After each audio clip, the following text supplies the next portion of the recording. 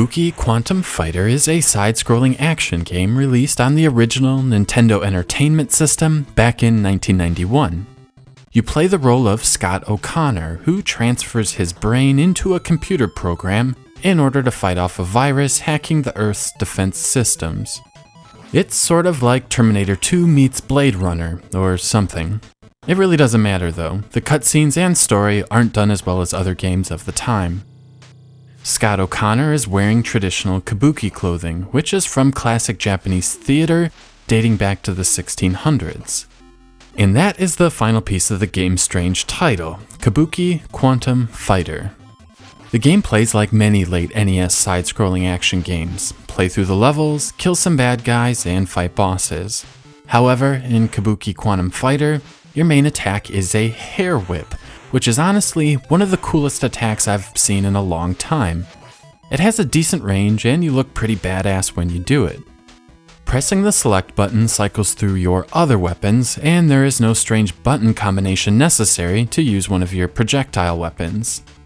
The projectiles do use up your chip meter, however, so they are best reserved for tricky situations or boss fights. Along with the chip meter is a fairly generous health meter. What is even cooler is that during boss battles you can transfer your chips to your health, which makes life a lot easier. My first impressions of this game were very positive.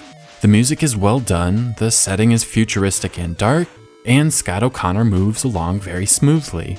The enemies are all a bit generic, but as a whole, this is a good-looking game. The jumping is also really smooth, and it's easy and satisfying to make your way through the levels. The enemy patterns also start off fairly predictable, and nothing feels too cheap. Again, a good first impression. As the game wears on, the difficulty slowly ramps up. Most of the difficulty lies in these handle things that you can latch onto. It can be very tricky to time how long to press the jump button to bounce from handle to handle. A long press will result in a high jump, which isn't always wanted if there are obstacles in the way.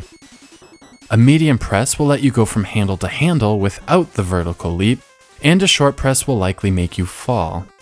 It took a lot of practice to get a feel for this, and even after a few hours, I don't feel as proficient as I'd like to be.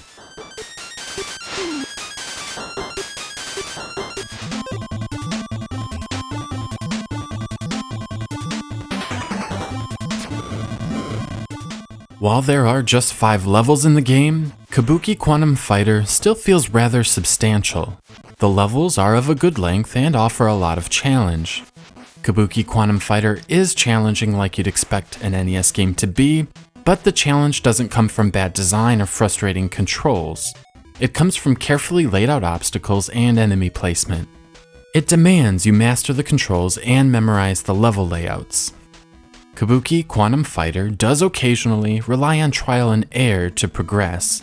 There are some blind drops, and without prior knowledge of the level, you won't know that one side is a hazard and the other side is safe. Occasionally, something you thought was the background is in fact a hazard. It's kind of cheap as far as level design goes, but considering the game's length, I didn't find it too offensive.